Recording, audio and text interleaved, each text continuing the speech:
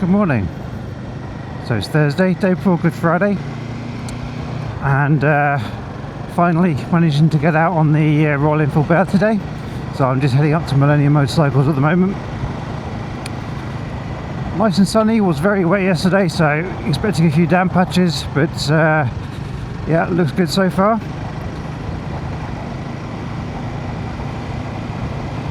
And the purpose of the test ride is one very big question really. Did I buy the wrong bike when I bought this Himalayan 450?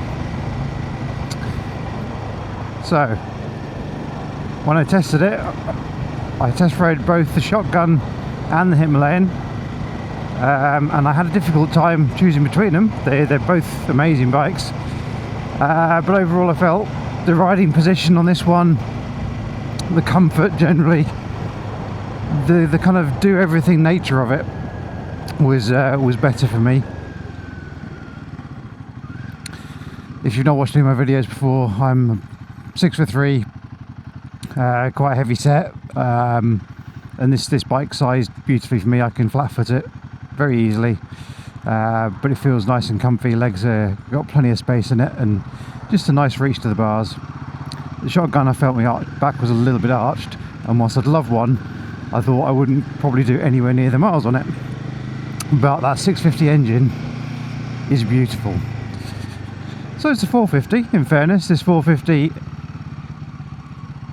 has got a lot going for it. It's an amazing little engine, but it doesn't quite have that that sound that the 650 has. So anyway, just pulling up there now, so let's get on the bike and see what we think. See you in a second.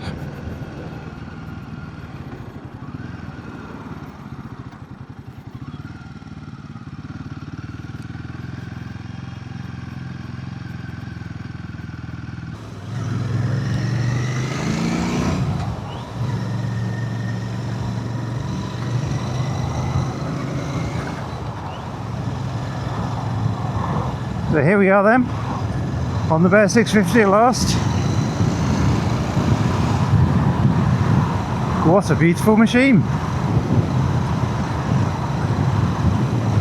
So the demonstrator for Millenium is a black and gold one. Which I think is, I can't remember the name of it now, it's called Gold Line or something like that. Oh, Golden Shadow, I think is what it's actually called. But yeah, lovely looking bike.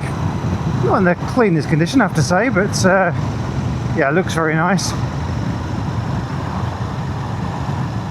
First impressions then, comfort position, it doesn't feel as high as the Himalayan.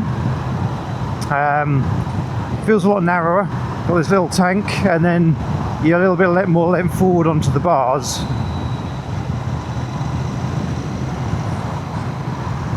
But the seat is very comfortable and actually feels like it holds you in place nicely.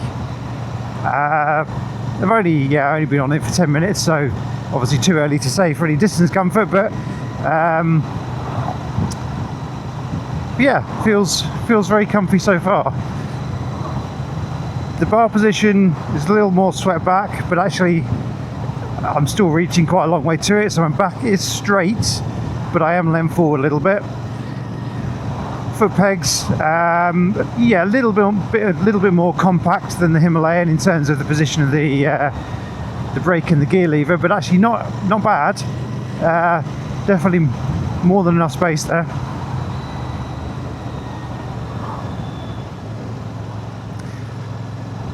Because of the position I'm having to sit in, get a little more length forward, I feel like the mirrors aren't quite as useful. I must admit, I think I'll have to adjust those a little bit, push them out. I'm having to kind of look down to the sides for those.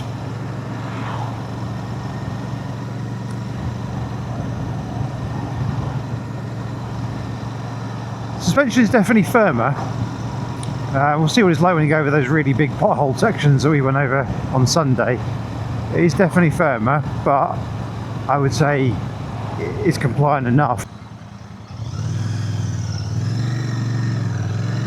Yeah, firm but not bumpy, I think is a fair way to put it.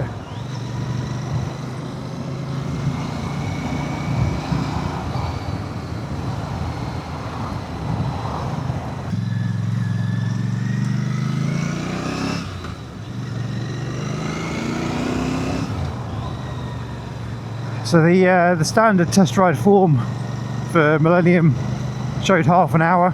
He asked me how long I wanted. I asked for an hour, so he's very kindly given me an hour, of which I've got about 45-50 minutes left. Lots of fuel in the tank, which is very kind of them.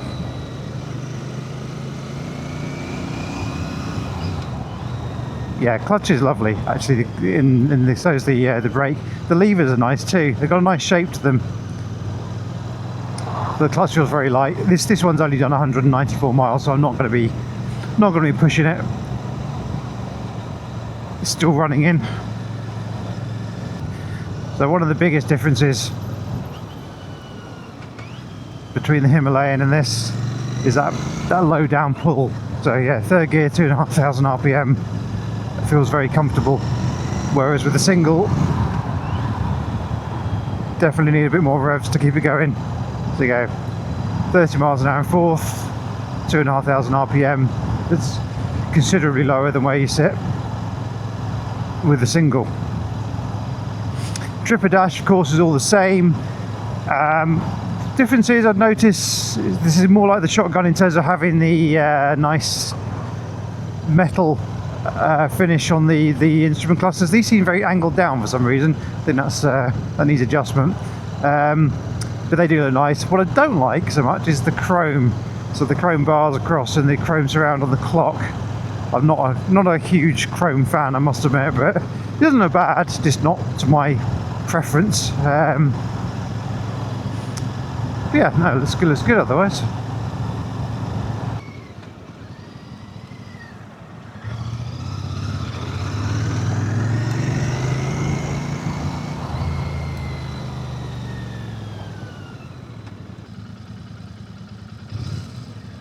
Does sound nice.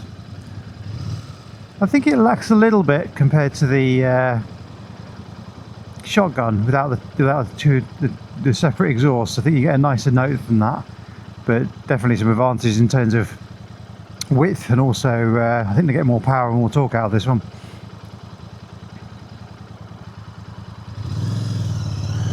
Yeah, that's a nice engine there, isn't it?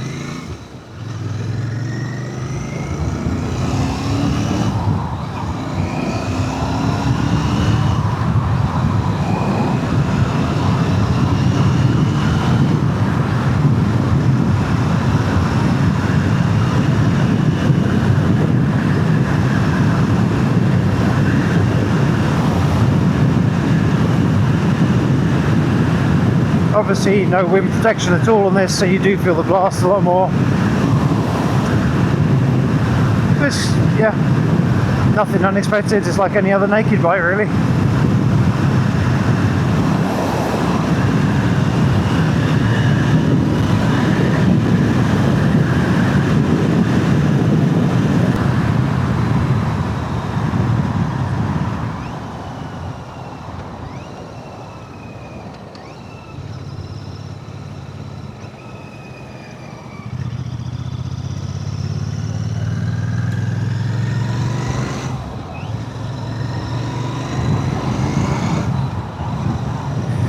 It's a very different character of bike to ride. It's that lazy torque and there's that nice burble to it.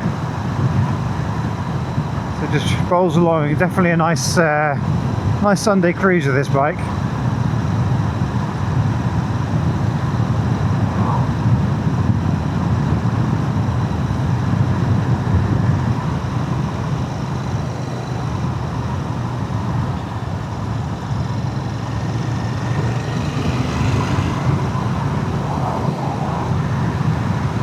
Nothing behind me.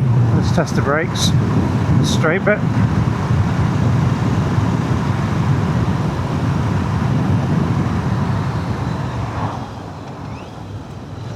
Yeah.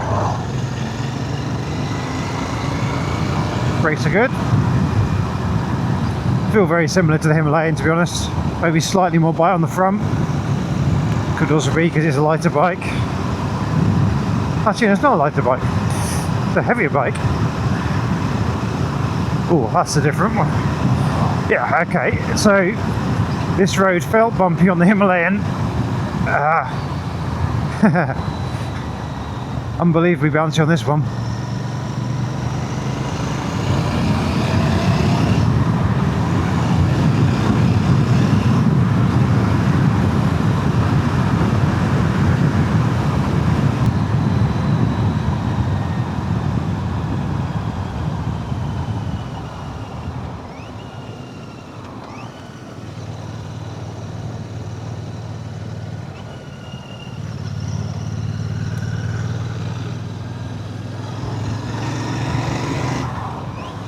And into Rainford we go.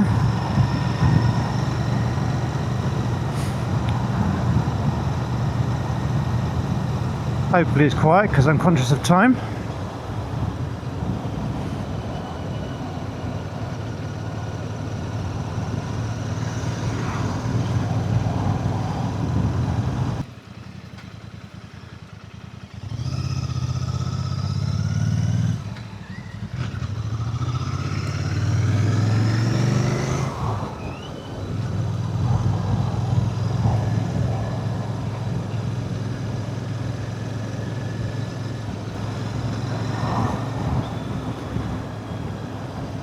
There's always a van to spoil the fun, isn't there?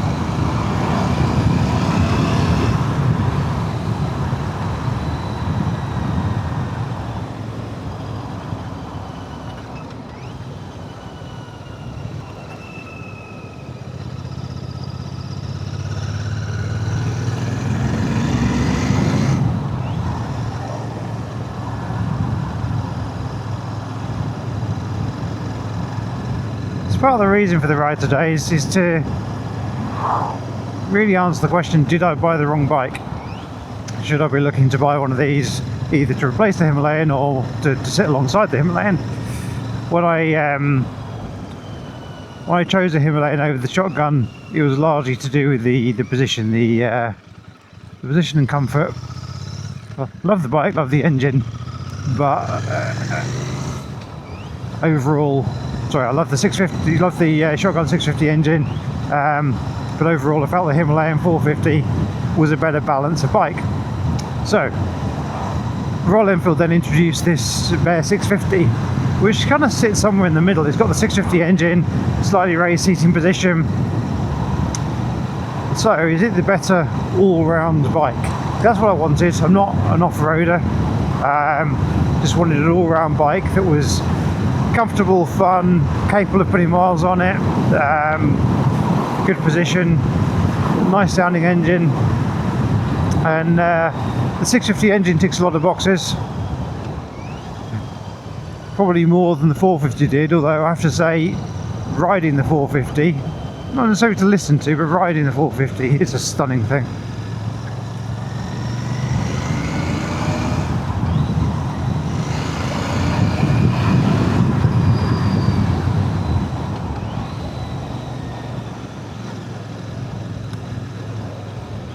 This does have a turn of pace that the 450 does not. There's not much in it. I think we're talking about 40 versus 47 horsepower, and similar kind of, I think 55, 56 newton meters of torque versus 40 newton meters. Well, the torque is noticeable, definitely.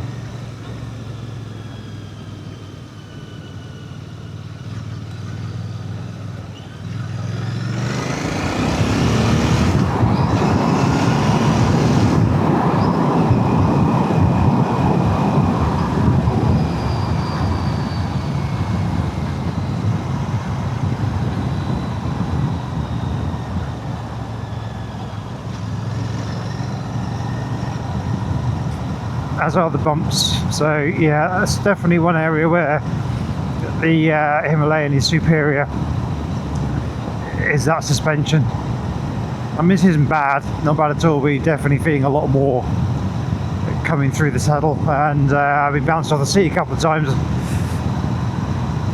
This is a nice smooth piece. Yeah.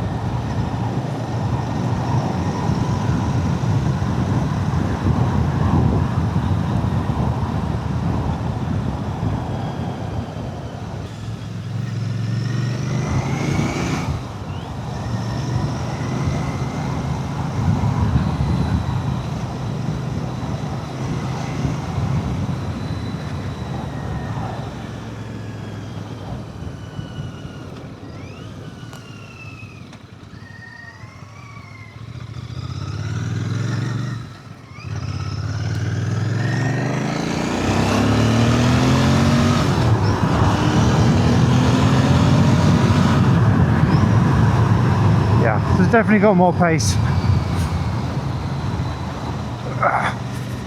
But then the Himalayan is not lacking. This, the suspension is definitely softer on that than this. Well, maybe not softer, more travel maybe.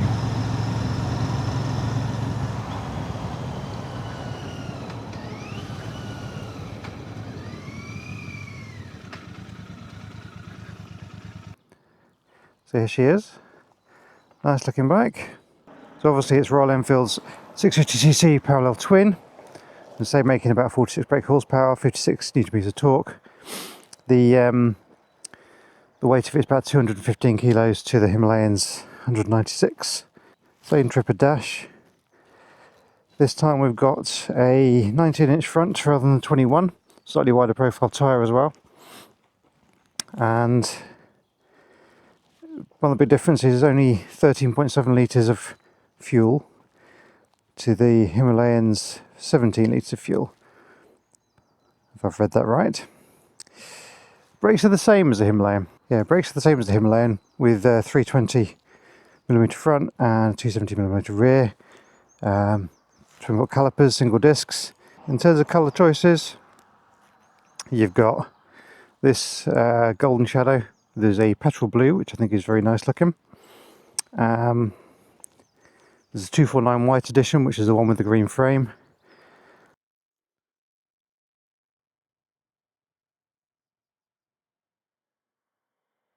And there's also a honey yellow version.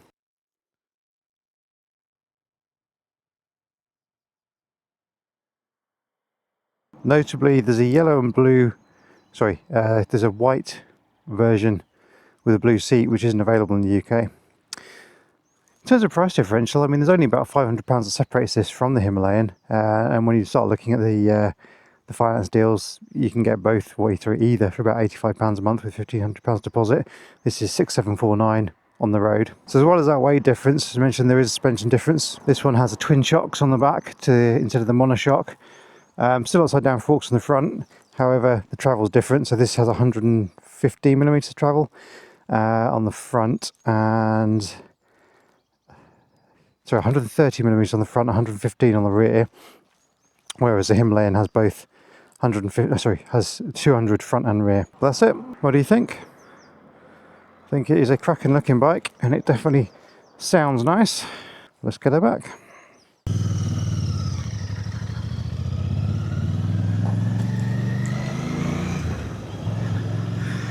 So unfortunately, time to start heading back. Nice to have a quick walk around the bike. I think it looks really lovely. Sounds great.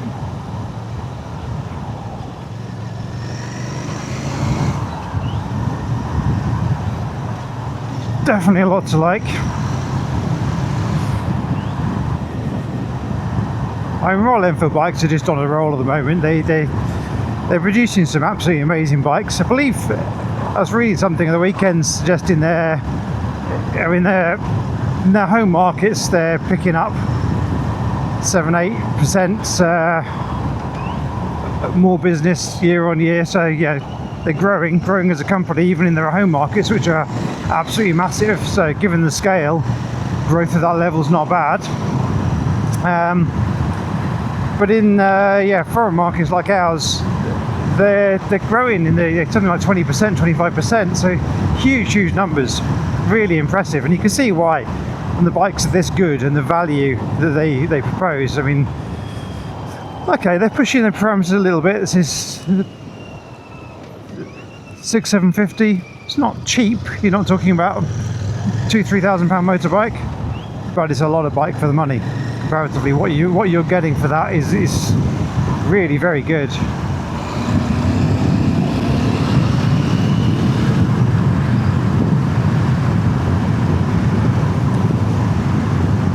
Now, obviously, I don't want to redline this one because it's not, as I have been doing on my Himalayan, which is nicely fully run in. So I don't want to be doing that to this one. But it's definitely got plenty of go in it.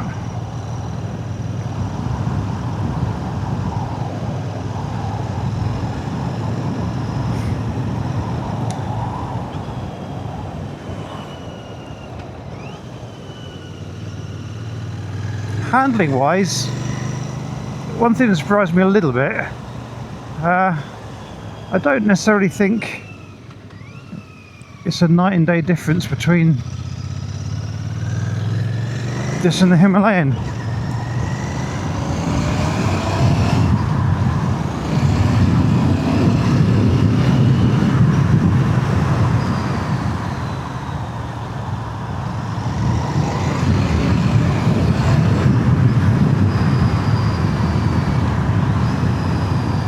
It turns in nicely, but it doesn't. Okay, new bike, new tyres, I don't know, it doesn't give me any more confidence to turning in on this than I have on the Hemi.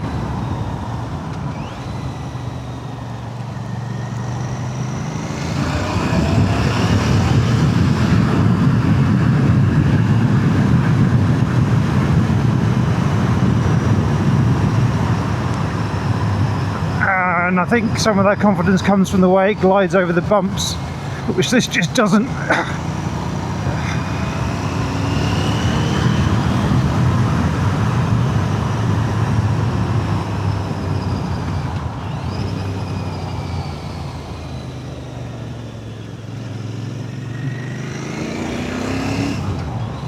I think that 450 definitely has an X factor as well. I mean, this is no doubt a nicer sounding engine. It purrs beautifully, very smooth. But that's not to say that the 450 is not a nice sounding engine.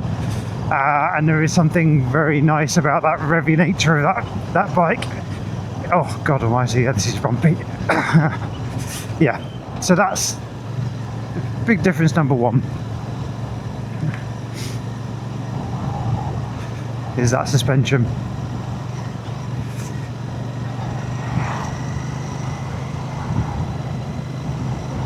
So what do I think? Would I buy it?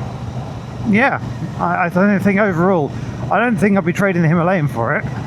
But in terms of, did I buy the wrong bike? No. No, I think this has a place as well.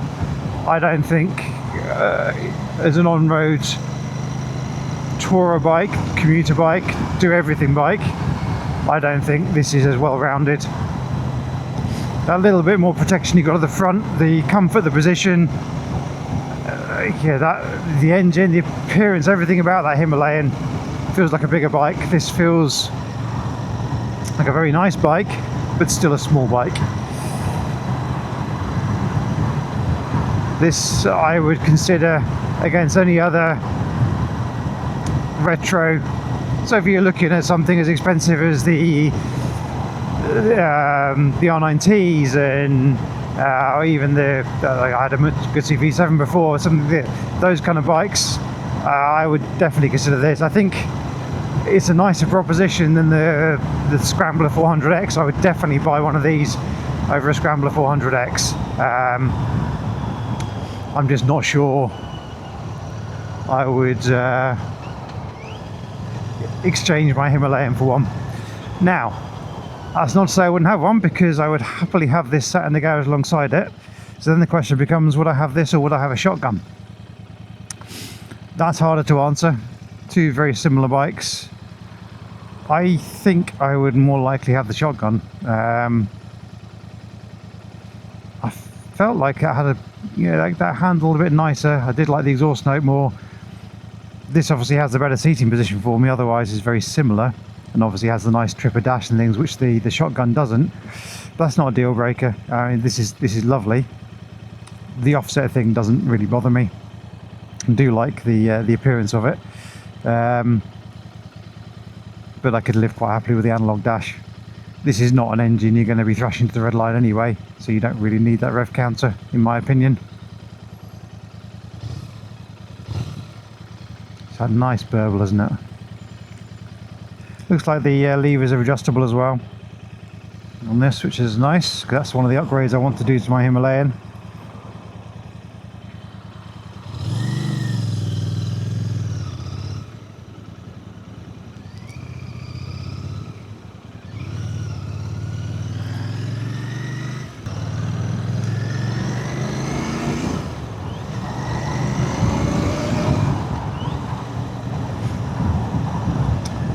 Do you like these grips? This is a minor thing, isn't it? But the shape of those, I think they're called barrel grips, aren't they? It's very nice. They just feel comfy in the hand. Everything about the fit and finish and quality on these is really very impressive. Obviously, they're using high quality components like the Show forks, but I mean everything from so I talked about the levers and the switch blocks. It just, yeah, it all feels very nicely put together. Definitely wouldn't ever say these are low quality bikes. They're really not. It's a lovely bike. I think as a around town commuter, I think this one probably has some advantages over the Himalayan. But in terms of all-rounder, no, I think the Himalayan has definitely got it.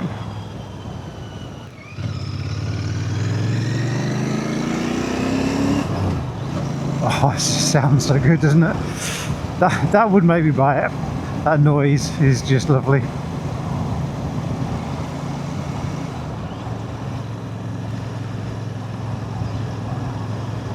I think I mentioned on one of the videos on the 450, but it encourages you to wind it on. It loves being revved, and it sounds really nice when it's being revved harder.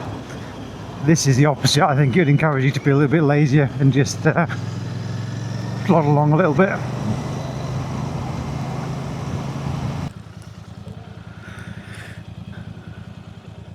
Let's see what we're averaging. Nope, that's not it. 63.5 mpg. So that's another thing, I suppose, isn't it, in terms of efficiency? That's pretty good. I'd be happy with that. But let's say the Himalayan's doing 80 mpg. This is doing 63 mpg.